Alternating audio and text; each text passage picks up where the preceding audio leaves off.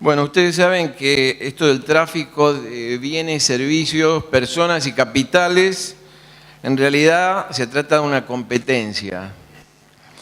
Entonces, en la historia económica, siempre que se discute cómo organizar esta competencia, parecería que hay un consenso en que esta competencia genera ganancias, pero también está claro que la velocidad y la manera como se abra la competencia genera pérdidas, genera perdedores. Y uno de los grandes temas a discutir es cómo se organiza la sociedad para que esos perdedores después se reciclen y no queden aplastados en esta competencia, sino puedan seguir compitiendo en otras cosas de las que fueron desplazados. Entonces nos pareció muy interesante escuchar reflexiones sobre este tema, sobre este aspecto, dónde ven las ganancias, dónde ven las amenazas y cómo ven la manera de ir abriendo este proceso por parte de, lógicamente, de los representantes del capital y del trabajo. Así que aquí tenemos que van a hacer uso de la palabra en este orden a Luis Echeverre, que es abogado, productor agropecuario, presidente de la Sociedad Rural Argentina. Anteriormente ocupó la vicepresidencia segunda de la entidad y fue director del diario La Acción de Nogoyá. Por su parte, José Urtubey es abogado, dirigente empresario, director de Celulosa Argentina, vocal de la Unión Industrial Argentina, de la que anteriormente fue vicepresidente. Y Gerardo Martínez, que es dirigente gremial, secretario general de la Unión Obrera de la Construcción y secretario de Relaciones Internacionales de la CGT, fue diputado nacional y miembro del Consejo de Administración de la Organización Internacional del Trabajo. Así que, bueno, comenzamos con la visión de Luis Echeverre. 15 minutos. Muchas gracias. Gracias por la invitación. La verdad que qué bueno que estemos hablando de estas cosas, ¿no? Qué bueno que estemos discutiendo estos temas, qué bueno que estemos hablando de futuro, qué bueno que estemos hablando de integración regional, intrabloques, ¿no? De donde venimos. La verdad que me parece muy importante poder destacar esta situación. Gracias por la invitación al Banco Ciudad, a la Fundación Banco Ciudad y a la Fundación Embajada Abierta. Para poner en contexto el tema de hoy, brevemente les digo que represento un sector joven, dinámico, que invierte, que arriesga, que investiga, que toma tecnología y desarrolla tecnología en todo el país, que ha desarrollado modernísimas técnicas de producción, de trabajo en red, como por ejemplo son los grupos CREA, donde productores comparten sus experiencias, y no solamente las que les fueron bien, sino sobre todo las que les fueron mal. Un concepto que posiblemente sería impensable en otros sectores de la economía, donde generalmente los diferentes actores son competidores. Acá, a pesar de eso, los productores se juntan con un técnico, experimentan y después comparten esas experiencias gratuitamente con otros productores. Un sector argentino que también ha desarrollado fuertemente la siembra directa. 93% de la agricultura en nuestro país se hace bajo este sistema, que es amigable con el medio ambiente, que no solamente cuida, sino que mejora la calidad del suelo.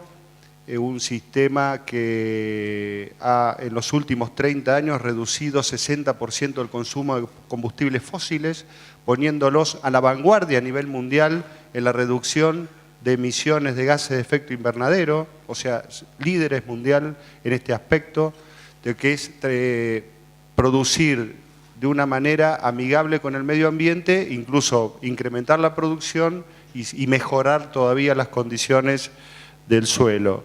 Somos un sector dador de trabajo, generamos el 60% de las divisas que entran al país, un tercio del trabajo de la Argentina está relacionado con la actividad agroindustrial, y esto no solamente significa una relación trabajador-empleador, sino que también somos líderes a nivel mundial en lo que es la relación con el gremio. Hace 10 años formamos juntamente las 4 entidades de la mesa de enlace con nuestro gremio, con el UATRE, formamos el RENATRE, ¿no? Por ley, Registro Nacional de Trabajadores y Empleadores, donde juntos mejoramos o trabajamos para mejorar las condiciones de trabajo, damos capacitación, alfabetización, seguro de desempleo, que también es un ejemplo a nivel mundial de convivencia entre trabajadores y empleadores.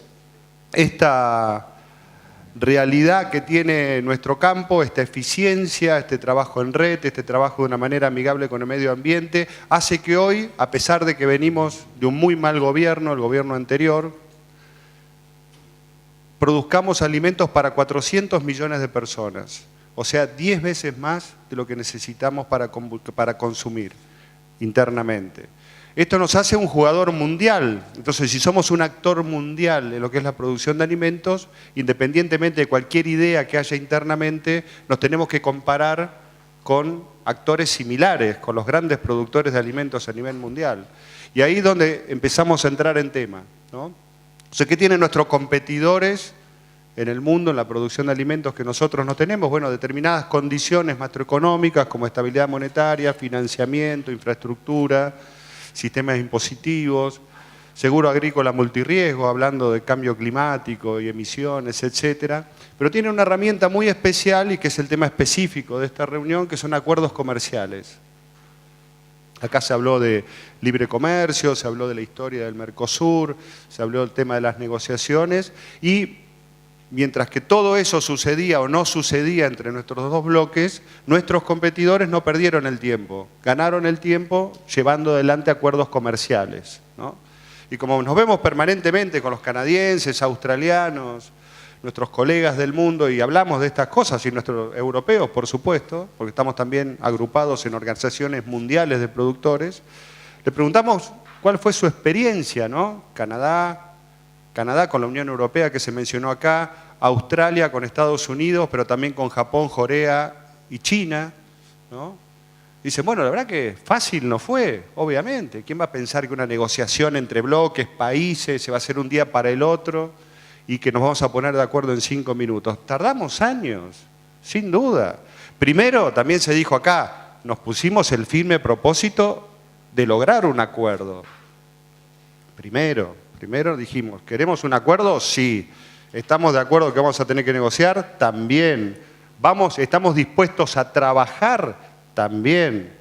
¿Llevó años? Llevó años. Pero una vez que se firmó, ahí realmente se dio el intercambio del libre comercio que también se habló acá. A nuestro modesto entender, es la moderna forma de tener libre comercio y tratar de una manera civilizada de tener equidad en la relación comercial. Por la forma que se fueron dando, casos concretos. Dicen, bueno, algunos firmaron y dijeron, bueno, a partir de mañana esta lista de productos ya van y vienen. También se dijo acá, no hay comercio unilateral. Es ingenuo pensar que países van a progresar solamente vendiendo.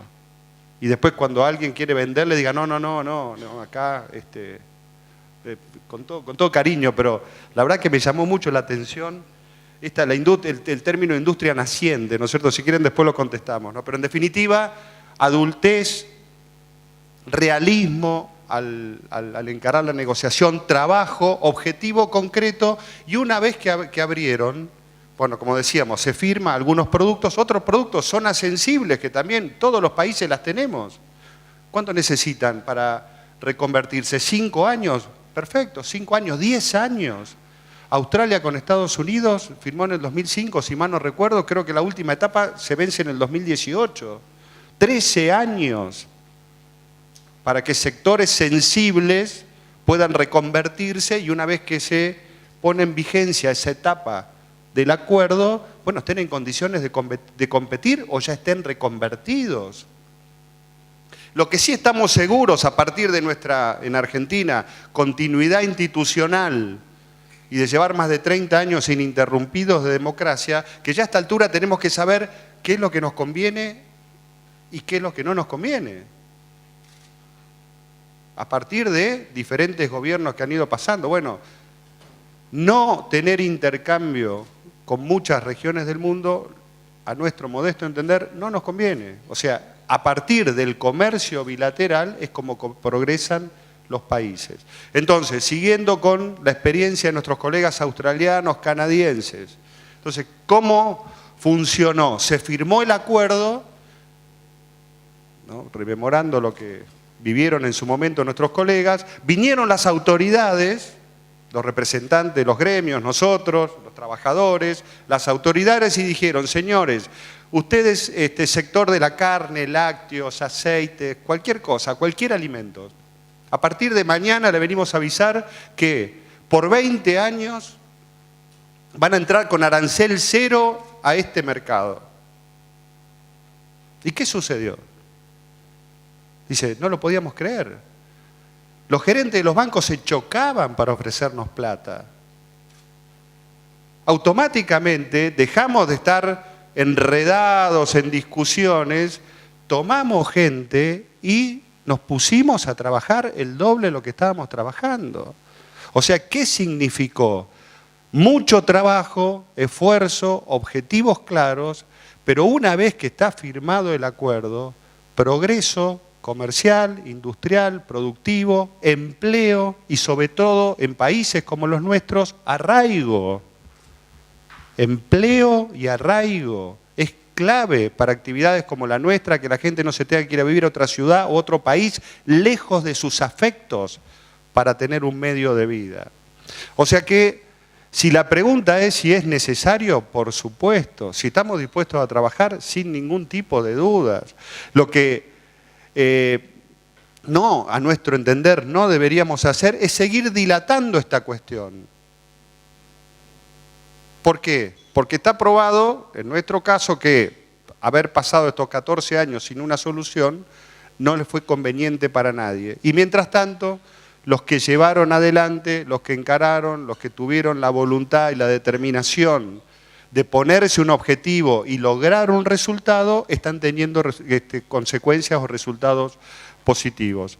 Así que, no sé si después hay lugar para las preguntas, pero la realidad es que vemos acá una gran oportunidad, hay lugar para todos, tenemos muchas conversaciones entre privados con productores europeos, hay 1000 formas de ponernos de acuerdo, de cooperar, sin ninguna duda, yendo a los alimentos, las denominaciones de origen, pero ¿quién va a discutir? Estoy viendo a la embajadora de Italia, la embajadora de la Unión Europea, ¿quién va a discutir una denominación de origen de las muchas que no solamente conocemos, sino que disfrutamos por la calidad? Pero bueno, pero también démosles la chance a los consumidores que elijan alternativas nuevas de América, como en este caso, de que puedan comparar los grandes productos alimenticios que tiene Europa en alimentos, en bebidas, con productos que también de algún lugar venimos, ¿no? Que se producen también acá en nuestra región y que tienen su calidad y que seguramente los consumidores van a poder valorar sin optar por uno o por otro. Así que, de la mano de esto, hoy el campo tiene un superávit argentino entre lo que importa y lo que exporta de 29.000 millones de dólares, según un trabajo del INAI. Si se sacaran las trabas, si se sacaran los aranceles y si se redujesen a la mitad las trabas o los aranceles, digamos, los porcentajes no arancelarios, no comerciales, podríamos incrementar en el caso de la Argentina en 2.100 millones de dólares nuestras exportaciones a la comunidad económica, y el Mercosur podría incrementar sus exportaciones en un 54%. Así que creo que estoy dentro del tiempo. Si hay después para preguntas, con mucho gusto. Muchas gracias. Muchas gracias al Banco Ciudad, a su presidente Jorge Ortiz, al director de la Fundación Embajada Abierta, Jorge Argüello, por invitarme, por supuesto a los amigos que estamos en este panel y a todos ustedes por escucharme. Lo interesante de hablar después de gente inteligente es que por ahí hay algunos conceptos que me van a servir para mi exposición, que humildemente es solo un testimonio de un empresario, nada más. Gustavo Vélez, me gustó lo del mundo poliédrico, yo lo llamaba multilateralismo, pero sin lugar a dudas, el evento al que nos convoca, relación Unión Europea-Mercosur, el nuevo escenario, viene con algunos síntomas fuertes desde, yo diría, saliendo desde la caída del muro de Berlín en el año 89, nos presenta un mundo donde unilateralmente Estados Unidos se posiciona frente al mundo como principal potencia. De todos modos, Después vemos que también a nivel global, otro de los síntomas muy fuertes que tienen que ver con mi presentación es la caída de Lehman Brothers en el año 2008 y, por supuesto, el impacto que esto tuvo en la economía global y el impacto que tuvo en el multilateralismo, o como dice Bellis, en lo poliédrico, pero ya hablando desde lo comercial, no tanto desde lo político, sino desde lo comercial. Y sin lugar a dudas, yo creo que ahí tengo una primer filmina, 2015 y 2016, vemos desde lo, primero narrando desde lo político, lo que aconteció con la dificultad que tuvo España para formar gobierno, recién ahora, después de un año, puede formar su gobierno, la elección del Brexit inesperada y, por supuesto, la elección de Trump hoy nos muestra en que, ahí lo que quiero decir con los países están priorizando sus intereses. Fíjense cómo en el año 2015 y 2016 el volumen de comercio global empieza a desacelerar, inclusive entrando en el 2016 a un terreno negativo. Pero si logro pasar esto... Pero si logro pasar esto, fíjense que en realidad la actividad económica, el PBI internacional, si bien desde el año 2000 viene cayendo, pero en este caso lo llamativo es que crece por encima del comercio. ¿Esto qué significa por el comercio global? ¿Esto qué significa? Los países están empezando a crecer puertas adentro. Los países están empezando a priorizar sus intereses. Las sociedades, si lo reflejan políticamente, están empezando a priorizar su trabajo y su modelo productivo internamente. Esto nos debería llevar a nosotros a una reflexión como país y como sector privado, a ver cómo seguimos encarando las negociaciones multilateralmente y en este caso dentro de lo que es la Comunidad Europea y la Unión Europea y el Mercosur. Nosotros la verdad que el año pasado teníamos, o por hablar del gobierno pasado, tuvimos muy poca información desde el sector privado cuáles eran las posiciones arancelarias, cómo se venían trabajando, más allá de que nosotros habíamos dado nuestro punto de vista. Y en este caso tampoco tenemos mucha información. Esto es así, no tenemos mucha información y creo que los sectores privados deberíamos, sobre todo entre lo que es Argentina y Brasil, para llevar una posición unificadora, deberíamos tener muchísimo más contacto y transparencia en lo que se está trabajando. Es cierto que Brasil demoró en alguna medida con su recambio institucional de gobierno todo lo que tiene que ver con la información y la postura que venía llevando. Pero ahora, entrando, digamos, a lo que es ya la negociación en sí misma, este slide lo presentó Gustavo Bellis también, de qué es lo que nos está pasando en la balanza comercial con la Unión Europea desde el Mercosur y venimos de los últimos 5 años siendo deficitarios. Esto, por supuesto, también a la hora de la negociación, yo diría que lo tenemos que tener en cuenta porque a priori yo diría que en las rebajas arancelarias, las diferencias o la asimetría que tenemos hoy con la Unión Europea nos indicarían que van a ser de 10-1 lo que estamos entregando desde el Mercosur y los que estamos recibiendo como beneficiosos de la Unión Europea. Esto creo que sin lugar a dudas, y bajo un contexto distinto de país y de mundo, deberíamos tenerlo en consideración. Yo hice una pequeña síntesis, no sé si ahí lo logran ver, de cuáles son las condiciones de la oferta desde mi punto de vista que tenemos que considerar. Es decir, la oferta, bueno, fueron presentadas el 11 de mayo. En caso de llegar a un acuerdo, el Mercosur, en un periodo de 15 años, liberalizará el 88% del comercio de la Unión Europea. Y ahí también me quedo con, lo comento en combinación con el del último de estas filminas, con lo que dijo Félix, que es muy importante, que dice, en el ámbito de la OMC, el Mercosur solo puede esperar resultados negativos de dicha negociación. Esto se debe al porcentaje de liberalización. Esto es un punto que creo que hay que revisar sinceramente, porque me parece sobre todo entendiendo en qué punto hoy está el contexto internacional. Ya el 90% ya era exagerado antes y sigue siendo muy exagerado ahora. Sin lugar a dudas, me parece que acá deberíamos tener una mirada distinta.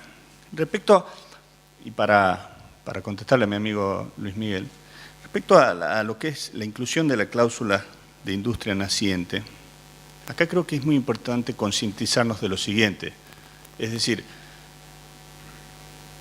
y el mundo. Nosotros, el Papa Francisco lo dice muy claro en su última encíclica, Laudato Si, no se puede tratar como iguales a los que no son iguales, en términos cuando hace el análisis y el engranaje en su descripción económica global.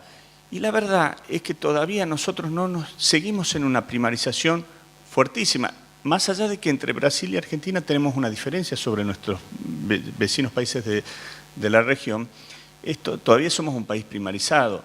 Y no solo quiero acuñar la frase de Carlo Pellegrini, sin industria no hay nación, sino que creo que es el sector que efectivamente más y mejores puestos de trabajo, los mejores puestos de trabajo genera y más remunerados.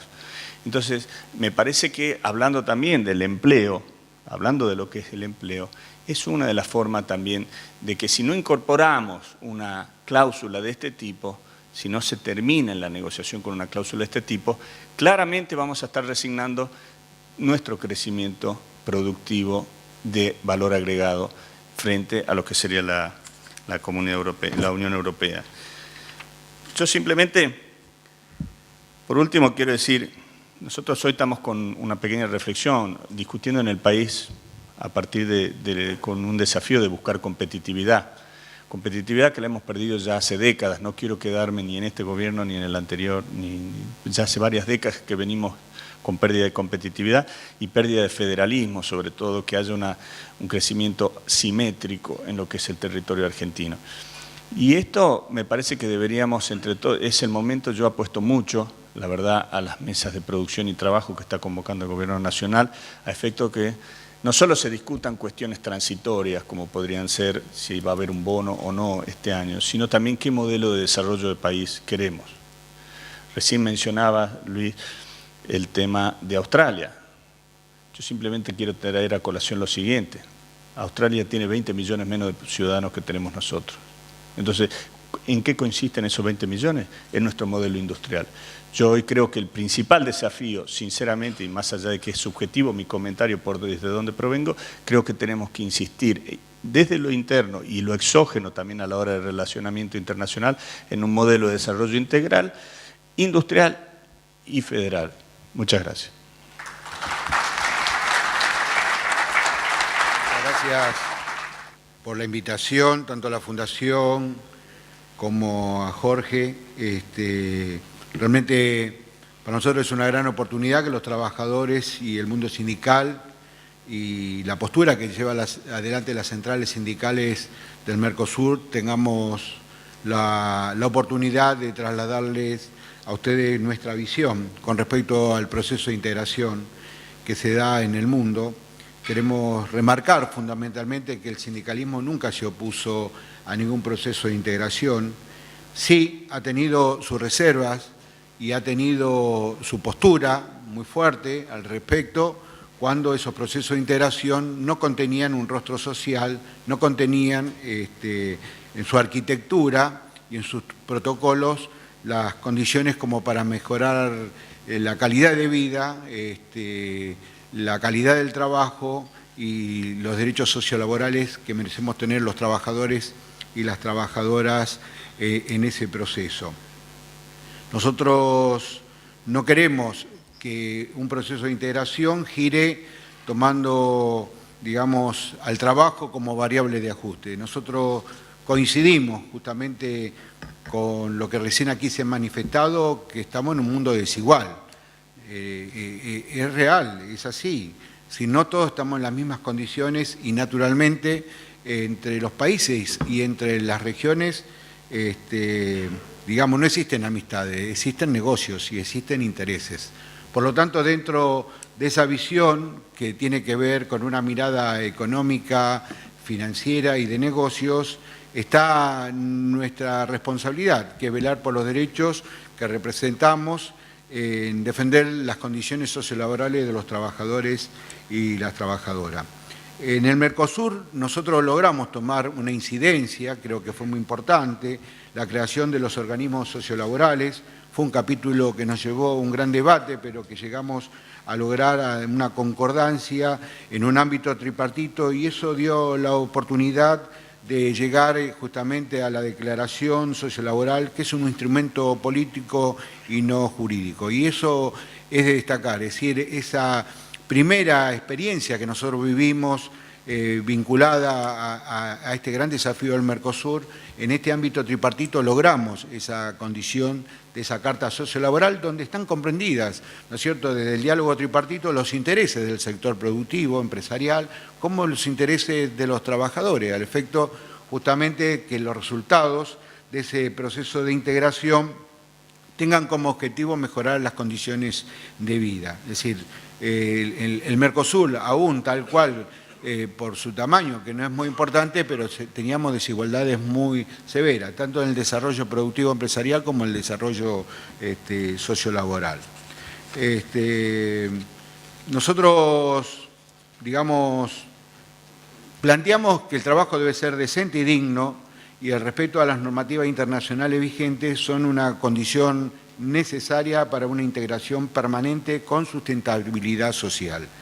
Los avances en derechos que se hayan alcanzado a nivel nacional por la ejecución de la negociación colectiva y el diálogo social deben ser la plataforma para construir sociedades más equitativas. Es decir, nosotros partimos de que tiene que haber, por sobre todas las cosas, las condiciones que nos den la garantía de que en esos países donde haya un proceso de integración exista el diálogo social, exista la negociación colectiva, exista la decisión de la gobernanza en terminar con la precarización laboral y con la informalidad.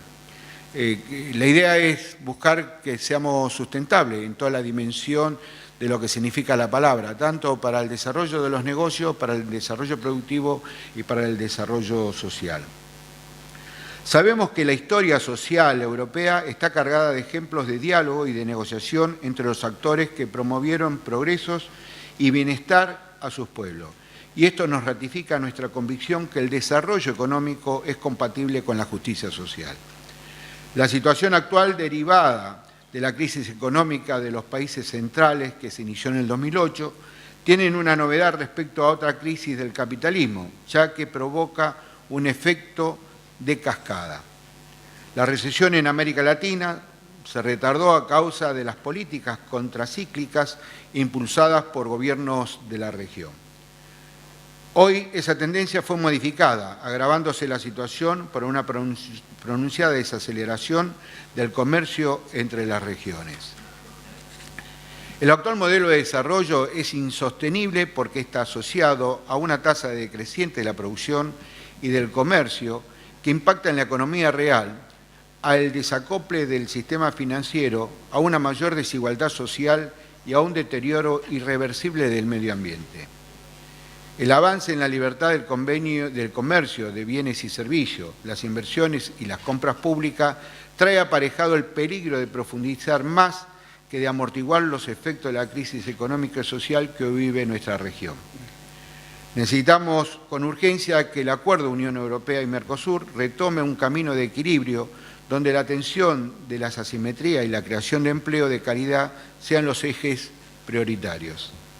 Es decir, una integración funcional del trabajo y el capital, que es la única posibilidad de aporte positivo que vemos en estos acuerdos. Así lo hemos sostenido en el acuerdo firmado en junio del 2016 entre la Coordinadora de Centrales Sindicales del Mercosur y la Confederación Europea de Sindicatos.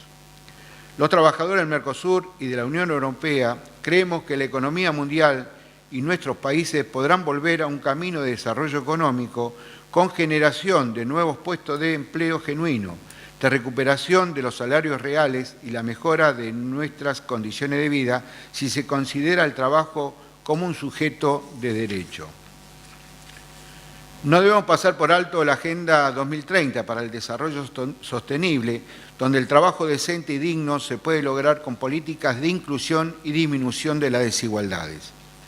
El acuerdo Unión Europea-Mercosur se inició hace ya 21 años y hace 6 que se retomaron las negociaciones. Los sindicatos pedimos en este acuerdo que se respete nuestra posibilidad de desarrollo autónomo y eso exige promover políticas industriales a través de mecanismos de salvaguardas para que los sectores de producción con alto grado de sensibilidad. Debemos ser proactivos para facilitar entre ambos bloques la cooperación científica y la transferencia tecnológica para favorecer un desarrollo sostenible. El acuerdo debe prestar especial atención a la promoción de las pequeñas y medianas empresas y al financiamiento de los sectores que son generadores de empleo. Un capítulo importante debe incluir la sustentabilidad del planeta para el futuro de nuestros pueblos.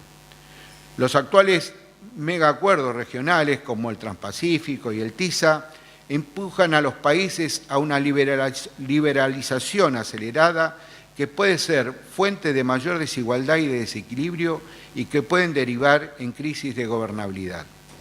Por otra parte, movimientos políticos recientes hacen contemplar la posibilidad de cambios en los motores y la estructura del sistema de la globalización. Lo de Estados Unidos ha sido la consecuencia de una serie de conflictos sociales internos, Brexit, Francia, Alemania, España, por ejemplo, que están generando modelos de globalización considerando el trabajo solo una mercancía y dejando al descubierto a los trabajadores con ajustes y desempleo. La mejor gobernanza público-privada pasa por prestar atención a la cantidad, pero también a la calidad de los empleos. Necesitamos que las inversiones sean productivas y generadoras de trabajo decente y digno, y que no estén sujetas a los vaivenes de los mercados financieros y sin control estatal. Recordamos la solicitud que hicimos los sindicatos sobre la inclusión de un apartado referido a los convenios fundamentales de la OIT, al cumplimiento de los ejes del trabajo decente y a la creación de un foro laboral con participación de los actores sociales. Incluimos a los servicios de salud y educación como derecho de nuestro pueblo para lograr igualdad de oportunidades y por ello no deben estar sujetos a la lógica del mercado. La salud y la educación no son mercancía, son derechos humanos tal como se expresa en el propio desarrollo de los países de Europa. Reiteramos la validez y actualidad de la mayoría de los puntos contenidos en nuestra propuesta de capítulo sociolaboral que oportunamente fuera presentada al comité negociador y entre lo más importante destacamos que se reconozca el hecho que toda persona tiene derecho al trabajo, a la formación profesional, a la libre elección de su trabajo, a acceder a un servicio gratuito de colocación y a la protección contra el desempleo. Que se establezca como uno de sus principales objetivos y responsabilidades la obtención y el mantenimiento de un nivel elevado y estable del empleo con el fin de lograr el pleno empleo.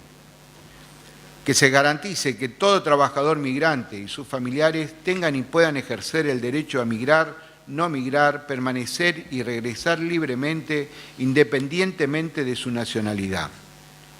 Que las empresas o grupos de empresas multinacionales que actúen en el territorio de los países de ambas regiones tengan que ajustar su actividad a la Declaración Tripartita de Principios sobre las empresas multinacionales y la política social de la OIT y a las líneas directrices de la Organización de Cooperación y Desarrollo Económica, OCDE. Reclamamos que el movimiento sindical de las dos regiones sean escuchados en las sesiones de negociación de modo de proteger los intereses de los trabajadores y trabajadoras y de la sociedad en su conjunto a través de la puesta en marcha del Comité Consultivo Mixto. Unión Europea y Mercosur se encuentran unidos por historias, lazos culturales y económicas. Por esa razón el movimiento obrero, el sindicalismo en general, de ambos continentes señalan la importancia de reforzar las relaciones políticas, económicas y culturales, así como potenciar el respeto a los derechos humanos, el empleo digno, el desarrollo sostenible y los valores democráticos. Queremos que el proceso de negociación muestre transparencia de la información y participación de quienes somos protagonistas del desarrollo y que la reunión prevista para mediados de marzo en Buenos Aires signifique un nuevo punto de partida con mayores beneficios para los actores del trabajo y la producción. Muchas gracias. En el sector, digamos, más naturalmente competitivo, es como que hay una apertura así más propensa a un acuerdo generalizado, y en los sectores del trabajo y en los sectores industriales hay como una mayor guardia, decir, bueno, vamos a ver cómo abrimos esta competencia, con lo cual un tema clave sería cómo van a ser los procesos internos de consenso para llegar a esos acuerdos. Pero nos quedan unos 10 minutos más o menos que podemos destinar a escuchar algunas preguntas focalizadas. No sé si alguno tiene... Ahí hay un señor... Sí, después de escuchar la presentación, especialmente la de Vélez, que me pareció que fue sistémica y amplia, y lo que se plantea acá, en introducir algo que yo veo que en general hay cosas centrales. Cuando hablamos del diagnóstico, el diagnóstico requiere tener una mirada sobre determinadas variables y observarlas sobre su comportamiento. Si yo las niego, las excluyo, evidentemente el diagnóstico va a ser parcial. Entonces, en este caso, veo que hay una debilidad muy fuerte en no incorporar a la ciencia, la investigación científica y el desarrollo de la tecnología, vinculada a la capacidad de gestionar el conocimiento como la verdadera ventaja comparativa.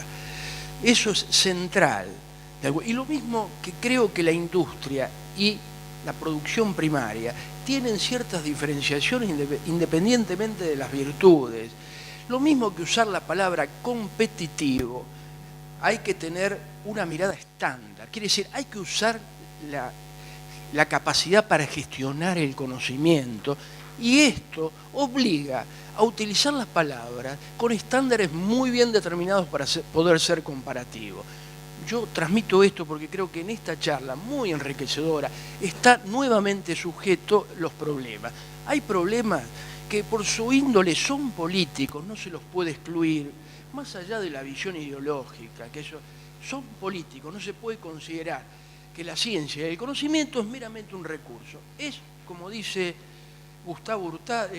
Diego Hurtado en su magnífico publicidad, es un recurso político y como tal la sociedad tiene que tratarlo.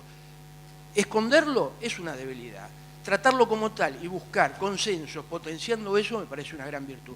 Quería dejar esto como... Coincidiendo un poco con lo expresado anteriormente, ¿qué lugar se le está dando a la cultura y a la educación en el entramado para cualquier tipo de acuerdo?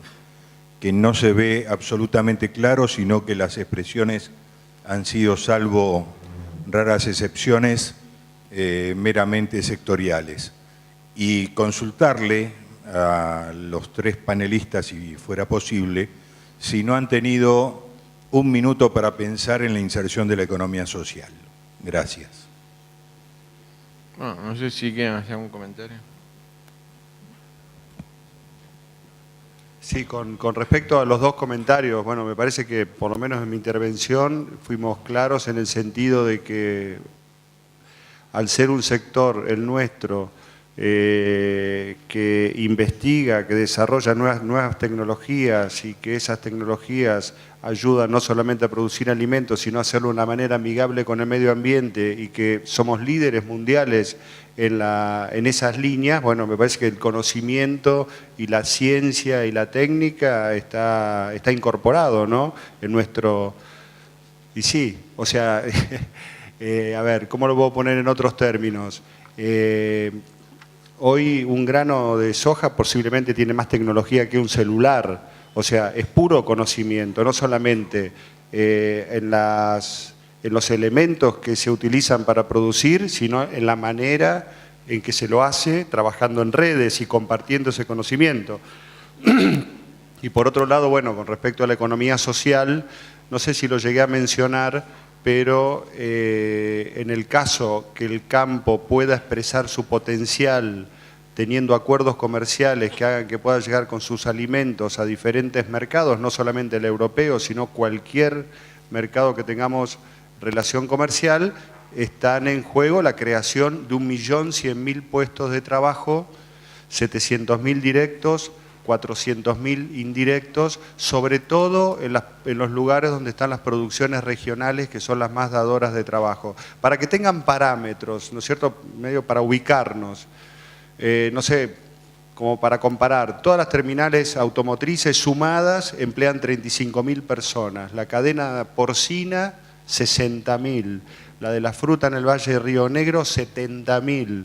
Solamente a 50 kilómetros de la capital federal alrededor, 40.000 empleos da la industria del polo y del turf. O sea, para tener una idea, 90.000 personas trabajan en las cadenas de la leche. O sea, eso es lo que significa hoy la agroindustria en nuestro país y que sin duda, a partir de acuerdos comerciales, y creo que también lo dije en su momento, se incrementa, por supuesto, la necesidad de tener no solamente más mano de obra, sino que, por supuesto, con mayor conocimiento, mayor especificación, mejores salarios y, sobre todo, trabajando en los lugares donde producimos, que para nosotros es central el arraigo, ¿no? que lo dijimos en su momento también. Yo empezaría con el tema de la economía social. Sin lugar a dudas, el concepto con el cual también pienso que el modelo de desarrollo industrial se viene desarrollando y se va a seguir y va a seguir evolucionando es a partir de un concepto de desarrollo sostenible en el cual no solo aporta en términos económicos, en el porcentual del PBI, sino también que en términos sociales y en términos medioambientales. Es decir, este es el desafío. Nosotros en Argentina empleamos 1.300.000 puestos de trabajo y como te dije al principio, creo que todavía tenemos índices de primarización preocupantes desde mi punto de vista. El mejor anclaje inclusivo de desarrollo es a partir de, no solo por lo que genera en términos de poder adquisitivo, sino también por empleo local, en la medida que tenga una medida federal, es el modelo de desarrollo industrial. Y eso no obsta a que, por supuesto, pueda haber una economía. Hoy nosotros en Argentina no desconocemos que hay un alto índice de informalidad y este es un problema que tenemos como país. Por supuesto que tiene que ser atendido, pero el objetivo, pensando sobre todo en una negociación de este tipo, es qué modelo de desarrollo queremos. Desde nuestro punto de vista, es buscar mayor formalidad a partir de un modelo de desarrollo industrial y que tenga un carácter inclusivo. Respecto a la educación y a la investigación y el desarrollo, estoy completamente de acuerdo y creo que no son excluyentes unos de otros, muy por el contrario. Acá tenemos ejemplos de... Bueno, Hugo, ya me va a retar porque lo nombro, pero Hugo, de lo que es en el ámbito industrial, lo que es la innovación y el desarrollo tecnológico. Nosotros compartimos el ámbito forestal. Hoy hay avances que son enormes los aportes que venimos haciendo desde la lignina, los estudios que venimos haciendo, qué es lo que pretendemos llegar desde el conocimiento a la innovación del desarrollo industrial. Creo que hay que salir de las viejas dicotomías agro versus industria, si la industria tiene o no mayores niveles de conocimiento. Tenemos que ir por un modelo, como digo, inclusivo. Mi nombre es Fernández Paul, actualmente resido en Australia, pero trabajé muchos años aquí en la Universidad de Buenos Aires como economista. Me gustaría preguntarle al panel en general si han tenido en cuenta la diferencia de competitividad nacional entre los países integrantes del Mercosur y los países de la Unión Europea. Las estadísticas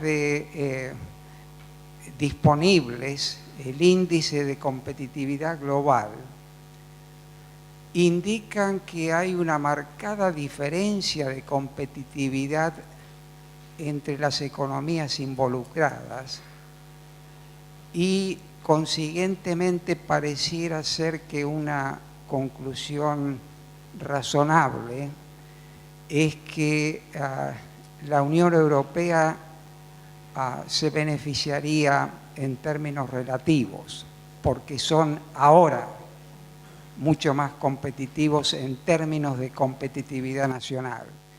Entonces, mi comentario es si han tenido en cuenta las diferencias de competitividad nacional sobre la base del índice de competitividad global. Gracias. Creo que también lo mencionamos en su momento. Hay muchísimos aspectos de competitividad. Por supuesto que nuestras economías son más eficientes aquellos que ya compiten, ¿no es cierto? Si vamos al sector del agro nuestro, bueno, y comparado, seguramente habrá muchos en Europa que están hoy compitiendo y que son muy eficientes a nivel mundial. Bueno, para eso está la forma que se haga el tratado y ver cuáles son aquellos sectores sensibles que necesitan adaptarse a la competencia y no abrir de un día para el otro y causar daño y sobre todo pérdida de empleo, como nadie quiere que suceda eso, pero esa posible diferencia de competitividad, a nuestro entender, no debería ser un obstáculo para tratar de encontrar la manera de llegar a un acuerdo, teniendo en cuenta los lugares sensibles, cuidando el empleo, cuidando en muchos aspectos colaborando, que bueno, que también entendemos que también nosotros podemos llevar mucha cuestión de colaboración en lo que sea la producción, pero digamos, la cuestión es, vemos que otros países ya pasaron por eso, tuvieron las mismas incertidumbres y a partir de la negociación lo fueron solucionando y están llevando adelante tratados bilaterales de libre comercio o de integración. Y entendemos que ese es el camino, ¿no? Por justamente generación de empleo, desarrollo, generación de industria también, porque bueno, cuando se pone en marcha nuestra economía, se beneficia la industria, el comercio, los servicios bancarios, la construcción, etcétera, ¿no? Sí, respondiendo sí lo tuve en cuenta y hubo dos comentarios, es decir, que no lo circunscribo a la falta de competitividad del país en estos últimos años, ya llevamos décadas con falta de competitividad y en espejo con respecto a la Unión Europea es marcada la diferencia de competitividad que tenemos como regiones. No solo nosotros, sino también, me refiero también Brasil, por los problemas infraestructurales que tiene, también tiene problemas de competitividad respecto a la pregunta que usted hacía. Sin lugar a dudas tenemos que seguir relacionándonos y este es un punto a tenernos en cuenta. En el slide que también lo compartió Gustavo Vélez, yo mostraba ahí la diferencia de la balanza comercial y induje un comentario diciendo que claramente hoy es 10-1 la proporción de asimetría entre lo que nosotros estaríamos entregando y lo que nos estaría dando la Unión Europea. Siendo, comentario no es mi sector, pero la política agrícola común de la Unión Europea uno de los principales puntos sobre los cuales hay que trabajar también, ¿no? Yo le agrego simplemente, tenemos que cerrar le agrego simplemente que un tema que está ausente hace décadas en la Argentina es el rediseño del sistema de protección arancelaria. No existe ninguna estadística que yo conozca con respecto a la medición de la protección efectiva por sector. Con lo cual, diría una moraleja práctica, es que si vamos a tener que negociar este tratado, bueno, va a haber que empezar a medir eso, porque hacerlo simplemente en base a las presiones, llamémosle, personales de cada interesado, lógicamente eso no tiene ningún sentido, ¿no? Pero bueno, construir ese sistema para medir la protección efectiva por sector, se imaginan lo que significa cuando recién estamos recuperando la medición de una cosa tan sencilla como es la inflación. Así que bueno, les agradecemos mucho y pasamos al próximo panel por razones de programación también.